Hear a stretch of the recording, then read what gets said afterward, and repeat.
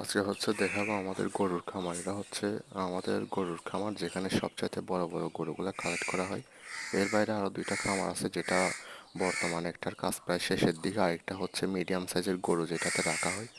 তো ওইটাতে তেমন যাওয়া হয় না, আমি বেশিরভাগ সময় এটাই বাড়ির পাশে, তো এটাতে দৌড় দিয়ে চলে আসি এবং দেখি কী কী গরু কালেক্ট করছে এবং কী কী গরু বিক্রি হয়েছে। তো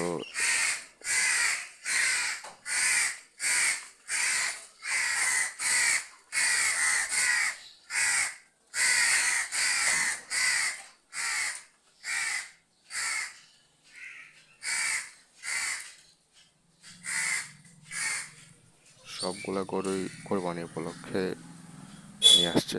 তো কোরবানিতে এগুলা সবগুলা বিক্রি হয়ে যাবে। এর আগে আরো কয়েকটা বিক্রি হয়ে গেছে, তো আরো কয়েকটা নতুন গরু নিয়ে আসছিল।